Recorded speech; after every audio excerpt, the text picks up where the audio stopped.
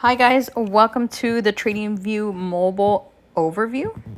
I do want to start by saying that I know most of you guys already did this class, right? This was class 1, week 1. So just feel free to follow along. If you feel like you understand any of these sections very well, feel free to skip forward, as every section will be divided with a title. Okay, so make sure that you guys skip forward if you feel that you don't need it, especially because we'll be doing a few repetitions of things for those that haven't set up certain things such as their watch list or their chart settings. So feel free to skip over what you know and rewatch the parts that you feel that you should strengthen, okay? So the first thing that I want to explain for the people that didn't take the class is that TradingView is a study hub for traders, right? It's a place where we go, we examine the charts, we mark up the charts, we back test. Essentially, the way that you guys need to view TradingView is like a really important tool that helps navigate us towards the right trades.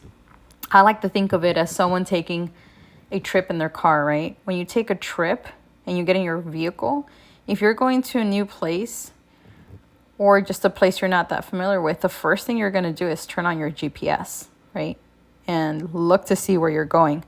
Well, you guys need to think about TradingView as a GPS system. It lets us know, it's like a map. It lets us know where we're headed. And it's really crucial and important part of trading. It's very important that you guys understand how to use TradingView like pros, like experts, because as we go along through the weeks, we are going to start to really speed up. And when we do so, we need you guys to be competent on using TradingView. So with that being said, next thing that we're going to go over is what we're looking at. What is TradingView? Okay, guys, so essentially the way that you want to have a clear understanding of this chart and what TradingView is TradingView is an app that's providing information through charts, right? And what information is it providing? It's providing market structure. This specific chart is showing us market structure between a pair, right? There's always a pair that will be selected. In this case, it's Bitcoin versus the US dollar. Now, what you guys are seeing in another term is a war, right? You have the war of buyers versus sellers, right? And it's about who's going to win ultimately. They're always in a constant battle of power, you know? And if we look at the green candles, we can clearly see where the buys are winning, the power of the buys are winning. And if you look at the red candles, we can see where the power of the sells are winning, right? Does it look like this on every single chart? No. Are we going to be using this red and green candle technique? Absolutely. It makes it very easy, very digestible for us to read and understand what it is that we're looking at, right? They're telling us a story essentially, right? They're doing a dance. So as you guys can see, you know, every single chart will look similar to this, but every single chart tells its own story. So it's important for you guys to know what it is that you're looking at. If you can see, we have this chart built up of a bunch of candlesticks. These are candlesticks right here. Every single one, this is one, this is one, this is one, this is one, etc. Every single one represents a time frame, right? It represents something that happened within that time frame. What is the time frame? That all depends on how you're setting it, right? In this specific case, I have it set to 1 hour. So that means that this candlestick represents 1 hour. This candlestick represents 1 hour. This candlestick represents 1 hour, and so forth, right? And together, like I said, they make a story come to life, right? So that's pretty much an overview of what it is that we're looking at. Next, we're going to go on to building our watch list. All right, guys, so this is an instance where if you already did this step, feel free to move forward. But if you weren't in class or you just need help building your watch list, then pay very close attention, please. The next thing I'm going to have you guys do is go to your top left-hand corner where those 3 dots are. We're going to go ahead and press it, and we're going to press the word edit. When I press the word edit, it's going to put us in the editing setting, right? Where now we're able to select the far left bubbles. And once we select all of our pairs, which you guys will have your own set of predetermined pairs that is part of like the default setting for TradingView. If you guys go ahead and select all of them, you're going to go ahead and delete. It should be way more than 4. When we delete it, your screen will look exactly like mine, right? Because it should be empty now. You guys are going to go ahead and press the plus sign on the right top corner. When we press that that plus sign, it's going to give us an opportunity to now type in the pairs, right? The pairs for the charts that we want on our watch list. So you guys are just going to follow along with me. We're going to be using abbreviations. We're going to say USD, JPY, USD versus the Japanese yen. You're going to go ahead and select the first chart, which is Owanda. Once you see that check mark, that means that your pair got successfully added to your watch list. The next one we're going to be adding is NAS 100. If you guys go ahead and select the third one down, that's forex.com. Okay, the third we're going to be adding is GBP. Oops, GBP, not GPS. USD. And we're going to add the second one, which is Owanda.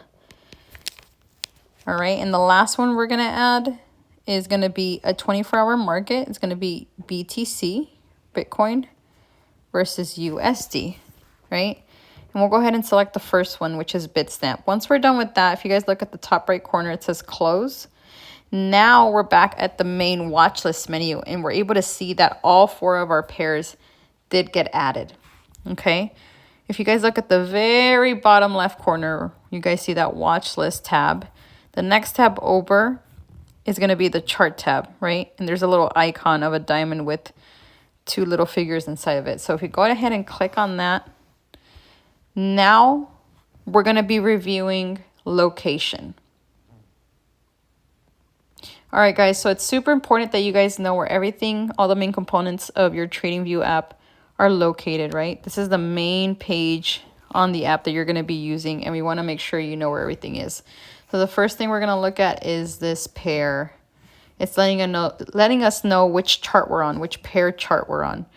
It's letting us know in this case that we're looking at Bitcoin versus the US dollar, right? Now, this little green dot means that the market's open. However, Bitcoin is a 24-hour market, as I just mentioned. So this should always be on. If you guys go to a pair where the market is closed, right? Let me see. All these markets are open right now. When you check this on the weekend, right? All the markets except for crypto are closed on the weekend. So if you look at this one, for example, on a Saturday, USD versus the Japanese yen, this is going to be a red dot because the market is closed. Moving on to the far right, we see our currency, right? You guys see how it says USD? That's letting me know, okay, out of these 2 currencies, what kind of currency is it actually demonstrating on our price bar right underneath? What's demonstrating US dollar, right? So that means that wherever we measure these candles at, that price that we're given is in US dollar, right? And this price bar, essentially, as I just mentioned, is to guide the price. It lets us know what price every single area was at, right? And if you guys see that red box, sometimes it'll be green, but this red box right here on the price bar represents current price, right? So it's currently moving up and down, and that box is keeping up with all those movements. It's letting us know this is the exact price right now. Now, if you guys look at the left bottom corner, we're going to see what is our chart toggle. So if you guys remember, we just built this watch list. Now we're able to see in real time that watch list mirrored onto our chart toggle. So now we're able to toggle through all these different charts that we added to the watch list, right? If we move on to the right of that, we're able to see our time frame. We're going to be going back before the end of this lesson to add time frames. So if you guys don't have your time frames added, pay very close attention to that section, okay? Now, next to time frames is a little pencil icon.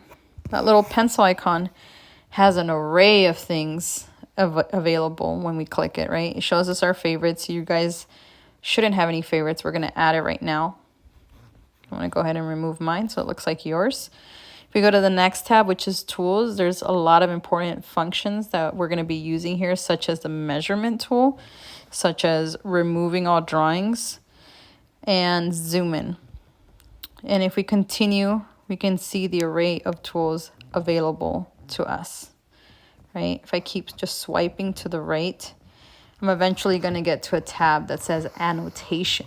This is where we're going to be adding our tool. But you guys aren't going to press it. You're going to hold it down. So you guys are going to look at callout. It's on the third row down, and you're going to hold it down. If you don't hold it down, you won't be able to do the step. So if you made a mistake, go ahead and go back to the pencil and scroll all the way to the right till you get to annotation. Hold it down and go ahead and add to your favorites. Once you have it on your favorites, you'll see it here on the favorites tab, right? You also should see this quick menu, tool menu right here come up with the one thing that we have on there, right, on our toolbar. If you don't see it on your chart and you're not able to, obviously if you see it, you're going to be able to move it around with these 6 dots. You're going to go back to the pencil, make sure you're on the favorites tab, and if you guys look at the very bottom, it says show favorites on chart. If that's not turned on, make sure and turn it on. Now you guys should see it. If you guys hold the pencil down and swipe to the right, or actually to the left, but it's the menu of stuff to the right, we're going to see things such as undo and redo. We'll show you guys how to work that and why it's important. We're also going to see an opportunity to share our chart, right? It's the last button, and we'll talk a little bit more about that as well. Now, we're going to go ahead and actually I have one more thing to explain, then we're going to get into our time frames. So I want you guys to see this axis cursor that I have, right? It's showing me 2 different things. First, it's showing me the price where any given point is at. And then that's the one we move up and down. The one we move right to left is actually a timestamp of the date and time. So if you look at any given candle, for example, the one that I currently am hovering over is a candle from April 8th, 2026, which was a Wednesday. That was today at 11 a.m., right? The next one will be 12, 1300, 1, 1400, 2, and etc., right? So it is giving me a specific date and time, which is nice. Now, if you guys go ahead, actually also, let me see something really quick.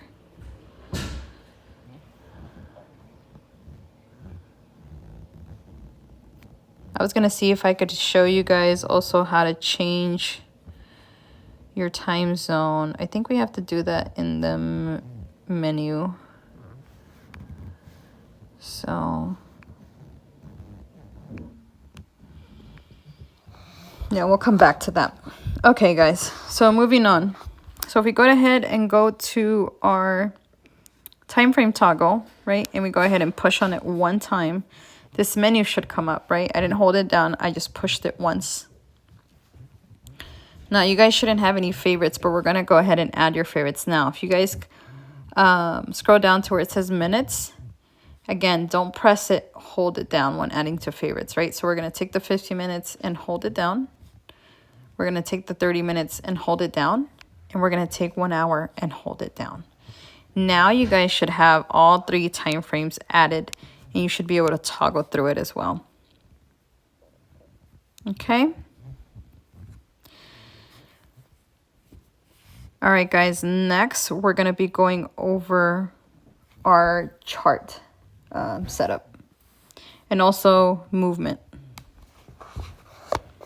All right, guys, so we're going to start with movement first. So the first thing that you guys need to know is that the price bar isn't just a price bar. It's actually a tool for zooming in and out. If you guys go to the price bar right now and you hold down and you swipe up and down, you're actually going to see how you're able to expand and compress the chart, right? You guys can go ahead and play with it now if you're watching this video. The other way to make movement is you're going to put 2 fingers inside the chart, and you're gonna pinch in and out again to expand to the sides and compress as well.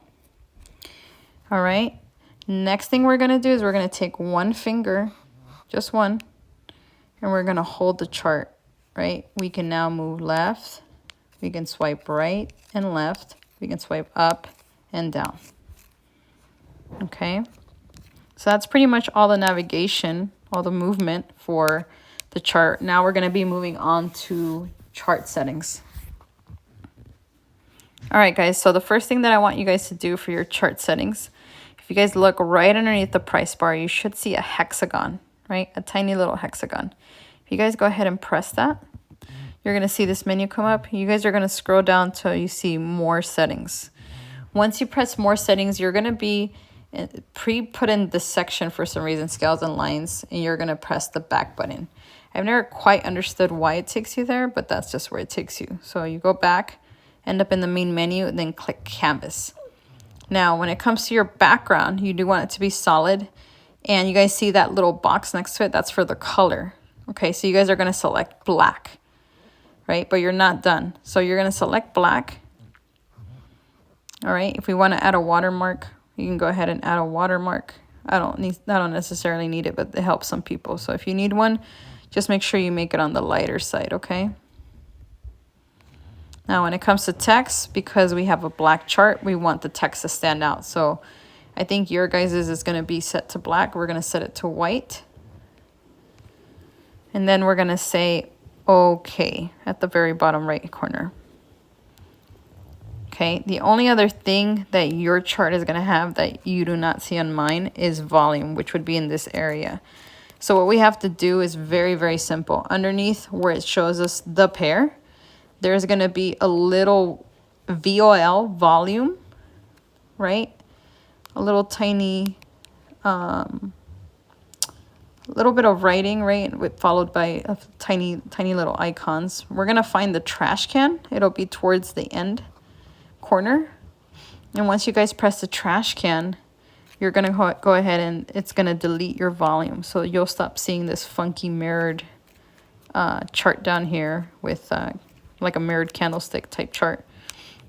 All right, and you guys should pretty much be done setting up your chart. We only really use Watchlist and chart. We don't use explore, community, or menu. There's not really a need for that. So that's been our overview, guys, of TradingView. If you have any questions, feel free to drop it in the chat. Otherwise, we'll see you guys on the